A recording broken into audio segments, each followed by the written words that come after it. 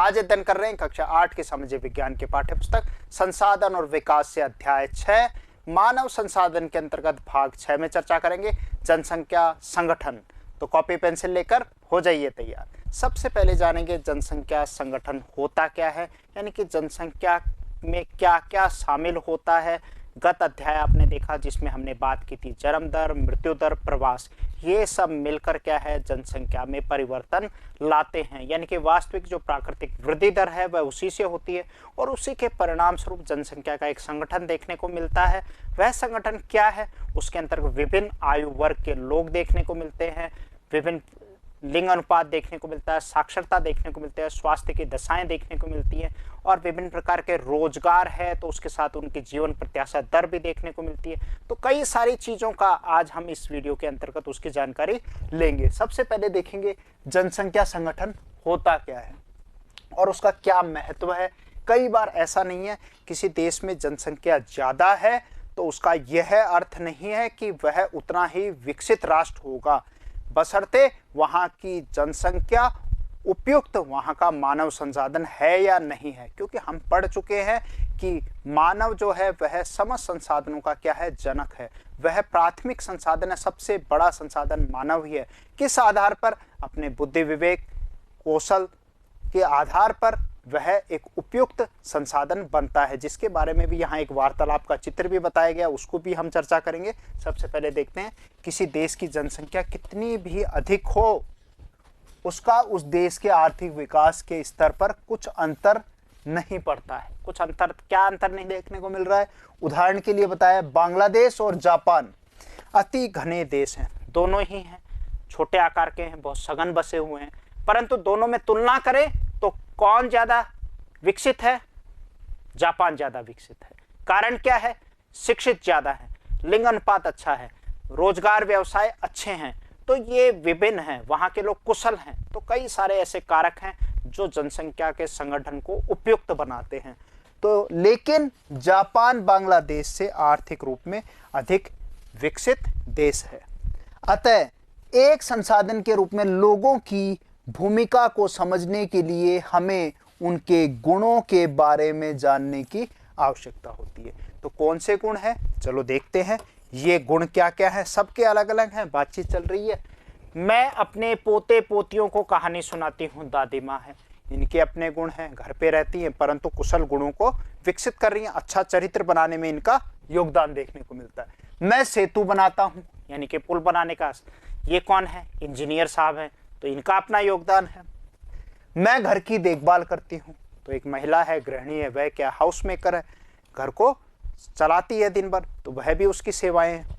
इसी तरीके से मैं किसान हूँ, किसान भाई अपने देश में अपना योगदान देते हैं, खाद्यान्नों को तैयार करते हैं, खाद्य सुरक्षा मुहैया करवाते हैं, तो इनका यह भी एक उपयुक्त संसाधन है। इसी तरीके से मैं कैंसर का उपचार औषधि के लिए शोध कर रही हूँ, ये कौन है? वैज्ञानिक हैं, डॉक्टर हैं, तो उनका भी अपना योगदान है। यानी कि कह सकते हैं कि एक संसाधन के रूप में लोगों की भूमिका को समझने के लिए हमें उनके गुण हैं। तो इन सभी के क्या हैं बच्चों? गुण हैं। एक शिक्षक है, उसके अपने गुण हैं, एक विद्यार्थी है, वह पढ़ रहा है, उसके अपने गुण हैं, वह एक कुशल नागरिक, सुयोग्य नागरिक बनेगा, उसकी तर्क शक्ति अच्छी विकसित होगी, पढ़ लिख कर अच्छे रोजगार मिलेंगे, तो एक देश का क्या बनेगा? उपयुक्त मानव संसाधन कहलाएगा। इसी तरीके से मैं विवाह समारोह में गाता हूं, तो ये सिंगर महोदय हैं, ये भी अपना काम कर रहे हैं, तो सभी लोग अपने कुशलता से अपना कार्य करते हैं। ये जनसंख्या संगठन के अंतर्गत क्या क्या चीजें आती हैं उनको आप देख सकते हैं, बारीकी से आगे आगे इन पे डिटेल में बात करेंगे। आयु आती है, आयु के आधार पे देखेंगे, आयु के आधार पे देखेंगे 0 से 15 वर्ष के बच्चे हैं, वो एक आयु वर्ग हो गया, वह काम नहीं करता, वह आश्रित है। 15 के ऊपर 65 तक का देखेंगे, वह एक कार्यशील है। 65 से ऊपर वाले वह भी आश्रित हैं। तो ये कई ऐसे आधार हैं जिनके आधार पर हम देश को अल्प विकसित, विकासशील और विकसित राष्ट्रों में बांट सकते हैं, अलग अलग श्रेणीबद्ध करेंगे, उनका अध्ययन भी करेंगे। व्यवसाय है, आय है, जीवन प्रत्याशा दर है, लिंग अनुपात है, साक्षरता दर है, स्वास्थ्य दशाएं, ये सब जनसंख्या के संगठन को बनाने में इनका योगदान होता है। सबसे पहले देखते हैं लोग अपनी आयु, लिंग, साक्षरता दर, स्वास्थ्य दशाओं, व्यवसाय और आय के स्तर पर क्या है, एक दूसरे से क्या है, भिन्न होते हैं। कौन? सभी लोग, अलग अलग अंतर। क्या सभी लोगों की आयु एक है? नहीं है। क्या व्यवसाय, आय, जीवन प्रत्याशा, यानी कि ये सब एक दूसरे से जुड़े हुए हैं। जीवन प्रत्याशा दर, जहां विकसित राष्ट्र है वहां जीवन प्रत्याशा दर ज्यादा है, स्वास्थ्य सेवाएं ज्यादा है और उनकी जो जीवन प्रत्याशा है वह 75 साल से ज्यादा जीवित है। जापान में आप देखिए आपको 100 साल के व्यक्ति मिलेंगे। इसी तरीके से भारत में देखें तो 64 से 68 साल के व्यक्ति देखने को मिलेंगे। और धीरे धीरे ये जो दर थी, अगर हम आज़ादी के समय बात करें तो 40-45 साल तक एक औसत जीवन प्रत्याशा दर थी। तो ये काफ़ी बदलाव किसके आधार पे हुए हैं? जैसे जैसे देश ने तरक्की की है उसके जनसंख्या का जो संगठन है वह बदलता गया है। तो ये सब का उसमें योगदान देखने को मिलता है। जनसंख्या संगठन हमारी यह जानने में सहायता करता है कि कितने पुरुष, कितनी स्त्रियां यानी कि महिलाएं वे किस आयु वर्ग के हैं, क्योंकि आयु वर्ग मैंने बात की 0 से 15 आश्रित है, उससे ऊपर वाला काम करने वाला है, 65 के बाद वाला भी आश्रित है। तो ये अलग अलग देश की स्थिति है और देश का विकास इन्हीं पर निर्भर करता है। कितने शिक्षित है ये भी महत्वपूर्ण बात है और वे किस प्रकार के व्यवसाय में लगे हुए हैं। आगे देखते हैं उनकी आय का क्या स्तर है, स्वास्थ्य दशाएं कैसी हैं, ये सभी बातें किसमें हैं? जनसंख्या के संगठन में शामिल हैं। एक देश की जनसंख्या संगठन का अध्ययन करने की एक रुचिकर विधि क्या है? जनसंख्या पिरामिड है। यानी कि अगर आपको संगठन को पढ़ना है, उसको समझना है, तो एज सेक्स पिरामिड जो होता है, जिसको आयु लिंग पिरामिड भी कहते हैं, उसके आधार पे आप देखकर ही पहचान सकते हैं कि वह देश किस श्रेणी में आता है। वह अल्प विकसित है, अल्प विकासशील है या विकसित राष्ट्रों की श्रेणी में आता है, अंडर डेवलप, डेवलपिंग हो गया, डेवलप्ड हो गया, अलग अलग श्रेणी में कर सकते हैं। आप कीनिया का उदाहरण ले लीजिए, जापान का उदाहरण ले लीजिए, भारत का उदाहरण ले लीजिए, तीनों में आपको एक भारी अंतर देखने को मिलता है। तो कैसे इस पॉपुलेशन पिरामिड को पढ़ते कैसे हैं? देखो, जिसका ब्रॉड, जितना नीचे से जो आधार है, बेस है, वो जितना चौड़ा होगा, इसका मतलब क्या है? Wide base indicate a high birth rate, यानी कि यहाँ जन्म दर ज्यादा है। जन्म दर ज्यादा है तो वृद्धि दर भी क्या हो रही है? ज्यादा। क्या जन्म जितने ले रहे हैं क्या सभी जीवित हो रहे हैं? नहीं हो रहे हैं। तो कारण क्या है? स्वास्थ्य सेवाएं कम है। तो अब आप ये देखिए कि इसमें 15 साल तक के कितने हैं आश्रित जनसंख्या? ये एक आश्रित जनसंख्या हो गई। इसी तरीके से 65 वाले, यानी कि ये कार्यशील जनसंख्या तो ये बीच वाली ही रही और बाकी तो क्या हुई? आश्रित में आ गई। तो इस तरीके से ए birth rate varies with the wide of the base, की बर्थ रेट अलग अलग होती है। ये अंतर देख रहे हो, जैसे जैसे बढ़ते जा रहे हैं बर्थ रेट क्या हो रही है? कम हो रही है। ऊपर क्या है? उम्र ज्यादा, 100 साल हो गई तो क्या हो गया? बिल्कुल कम हो गया है। और नीचे जन्म दर उसके आधार पे दिखाया गया। इसी तरीके से आप देखेंगे नैरो बेस जो सकड़ा होगा वह किसका दिखा रहे हैं? किसी विकसित राष्ट्र का है। ये पिरामिड देखने से पता लग रहा है, यूक्रेन का बता रहे हैं। अब आप ये देखिए, इसमें आधार आप क्या देखेंगे? नैरो बेस, नीचे से कैसे है? नैरो, और बीच में जाकर क्या हो गया है? ब्रॉड हो गया। इसका मतलब क्या है? यहाँ पर जो बर्थ रेट है वह क्या है? लो है। तो यानी कि जो वृद्धि है वह भी कम हो रही है। तो यानी कि उपलब्ध जो संसाधन है वह उपलब्ध संसाधनों को आसानी से, वह अनुकूल जनसंख्या है, यानी कि उनका सही से उपयोग कर पा रहे हैं। तो उपयोग कर पा रहे हैं तो वह विकास भी कर पा रहे हैं। आगे देखते हैं जनसंख्या पिरामिड की समझ कैसे विकसित करनी है। पीछे भी एक आपने देखा, इसको भी समझ लेते हैं। ये आपकी पुस्तक में दिया हुआ है। ये बच्चे बात कर रहे हैं ये त्रिभुजाकार प्रतीत होने वाला आरेख क्या है। तो दूसरी बच्ची जवाब दे रही है कि भाई ये क्या है। अब आप समझ गए त्रिभुजाकार क्या होता है, जनसंख्या पिरामिड। पिरामिड क्या होता है? इजिप्ट में जो आकृतियां बनाए जाते थे राजा महाराजाओं के, उनकी जो कब्र होती थी उसको दफनाया जाता तो पिरामिड के आकार का बनाते थे, डेल्टा की शेप में। तो उसी से शब्द लिया गया है। आगे पूछता है एक जनसंख्या पिरामिड क्या है? वह क्या है? यह एक देश में पुरुष और स्त्रियों की वर्तमान जनसंख्या को उनके आयु वर्ग में क्या करता है? दर्शाता है। यानी कि महिलाएं, पुरुष, वह किस आयु वर्ग में है उस चीज को दर्शाता है। ठीक है। क्या मैं डिटेक्टिव बन सकता हूं, एक देश की जनसंख्या का पता लगा सकता हूं? तो ये बोलता है अवश्य। हम तीनों देशों का क्या करेंगे? अभी अध्ययन करेंगे। उनके आधार पर हम इस पिरामिड को देखकर बच्चों हम समझेंगे कि कौन सा देश क्या है, अल्प विकसित है, विकासशील है या विकसित राष्ट्र है, या अल्प विकासशील राष्ट्र है, उसको भी हम जानेंगे। देखते हैं आगे जनसंख्या पिरामिड क्या दर्शाता है, पहले उसको जान लेते हैं। कुल जनसंख्या विभिन्न आयु वर्गों में विभाजित है। उदाहरण के लिए 5 से 9 वर्ष या 10 से 14 वर्ष। एक तो किसको दिखा रहा है, आयु वर्ग को दिखा रहा है, ये एक खास बात। दूसरी क्या है, कुल जनसंख्या का प्रतिशत इन वर्गों में से प्रत्येक वर्ग में पुरुष और स्त्रियों को भी क्या कर रहा है, विभाजित कर रहा है। आप ये देख रहे हैं, ये पुरुष है और ये स्त्रियां हैं, और ये विभिन्न इनके क्या है, आयु वर्ग है, इसको दिखा रहा है। इसी तरीके से जनसंख्या पिरामिड का आकार उस विशिष्ट देश में रहने वाले लोगों की कहानी बताता है, कि आकार को देखकर हम बता देंगे, क्योंकि बच्चे क्या कर रहे हैं, डिटेक्टिव बनने की बात कर रहे हैं, तो डिटेक्टिव बनेंगे तो वह उस चीज को पता लगाएंगे। क्या पता लगाएंगे, देखो बच्चों की संख्या 15 वर्ष से नीचे निचले भाग को दिखलाती गई है, और यह जन्म के स्तर को दर्शाती है। ऊपर का आकार क्या दिखा रहा है, वृद्ध लोगों को दिखा रहा है। अब आप इसमें देखें, नीचे का आकार बच्चों को दिखा रहा है, ऊपर वाला ये क्या दिखा रहा है, वृद्ध लोगों को दिखा रहा है। तो ये भी आश्रित जनसंख्या है। इसी तरीके से 65 वर्ष से अधिक की संख्या को दर्शाता है, और मृतकों की संख्या को दर्शाता है ऊपर वाला।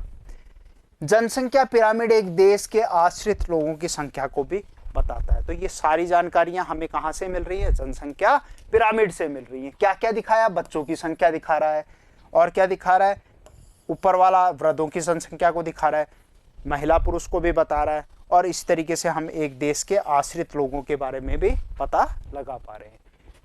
युवा आश्रित लोग 15 वर्ष से कम आयु के, ये कैसे हैं, युवा आश्रित वर्ग, आश्रित हैं पर 15 के बाद युवा होंगे, पर पहले तो क्या है, आश्रित हैं।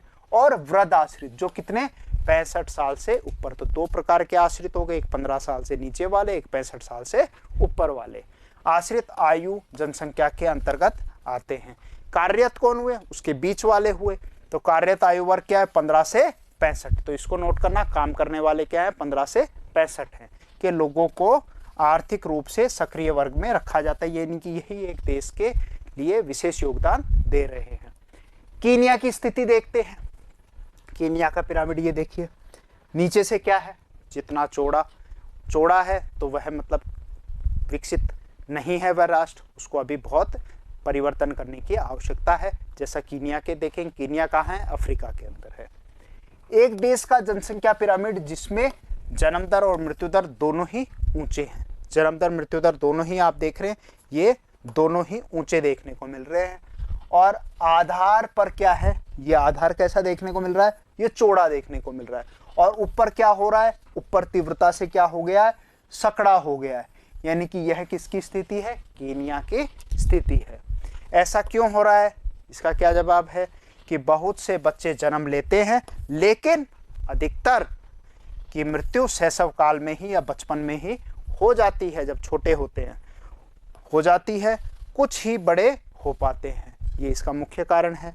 इसलिए वहाँ वृद्ध लोग भी बहुत कम हो पाते हैं। तो आप ये देख रहे हैं 65 साल से ऊपर वाले भी क्या है, आपको कैसे दिख रहे हैं, कम दिख रहे हैं। नीचे के इलाके क्या हैं, यहाँ पे ज़्यादा दिख रहे हैं। इस स्थिति को केनिया के पिरामिड द्वारा दर्शाया गया है। इसी तरीके से अगले देश का देखते हैं, जापान की स्थिति देखते हैं, जो विकसित राष्ट्रों में गिना जाता है जापान। तो जापान में देखेंगे, कम जन्म दर वाले जापान जैसे देश के आधार पर पिरामिड कैसा है, सकड़ा है। नीचे से देखो कैसा है, सकड़ा है, सकड़ा देख रहे हैं। पीछे की स्थिति में क्या देखा, चौड़ा है। तो जो चौड़ा है वह क्या है, अल्प विकासशील है। विकासशील की श्रेणी में भारत आएगा, और विकसित की श्रेणी में कौन आएगा, जापान आएगा। घटी मृत्यु दर के कारण अधिक लोग क्या है, वहां पर वृद्ध आयु के हैं। मैंने बात की थी, अधिक लोग स्वास्थ्य सेवाएं 100 से ज्यादा उम्र के जापान में देखने को मिलते हैं। कुशल हैं, उत्साही, आशावादी और सकारात्मक दृष्टि जैसे युवा जन किसी राष्ट्र के भविष्य के लिए महत्वपूर्ण होते हैं। यानी कि ये सारी खास बातें कहाँ देखने को मिल रही हैं, ये जापान में बच्चों देखने को मिलती हैं। अब देखते हैं भारत की स्थिति। भारत जिन देशों में मृत्यु दर विशेष रूप से बहुत छोटे बच्चों में कम हो रही है। कम क्यों हो रही है, क्योंकि स्वास्थ्य सेवाएं बढ़ती जा रही हैं। युवा आयु वर्ग का पिरामिड कैसा है, चौड़ा है। नीचे से आपको देखा है, ये देख रहा है, ये धीरे धीरे क्या है, यहाँ पर आपको युवा आयु वर्ग का क्या दिख रहा है, आपको चौड़ा दिख रहा है। फिर धीरे धीरे क्या होगा, 65 के बाद फिर सकड़ा हो गया। पर जापान से देखें तो जापान का नीचे क्या है, सकड़ा है। यहाँ पर क्या दिख रहा है, चौड़ा है। पिरामिड चौड़ा है क्योंकि शिशु प्रौढ़ अवस्था तक जीवित रहते हैं। और कीनिया में क्या पड़ा, शैशव काल में ही मृत्यु हो जाती है। यह भारत के पिरामिड को दृष्टिगोचर होता है।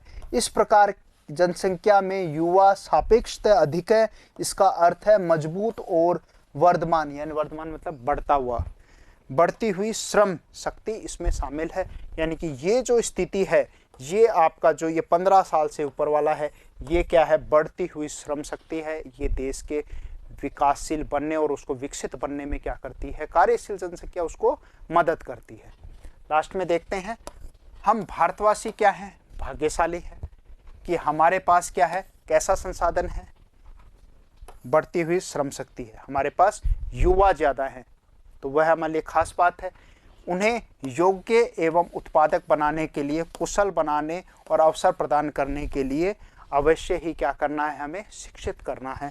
शिक्षित किया जाएगा तो वह योग्य बनेंगे, कुशल बनेंगे। और यही सारी जानकारियां कहाँ, एक जनसंख्या संगठन को महत्वपूर्ण बनाती हैं। क्या क्या पढ़ा, जन्म दर है, मृत्यु दर है, आयु है, लिंग अनुपात है, साक्षरता है, और यह सब मिलकर क्या है, एक पिरामिड के आधार पर हम उसको आसानी से क्या है पहचान पाते हैं, कौन देश की स्थिति कैसी है। तो आज के लिए इतना ही। नमस्कार, जय हिंद।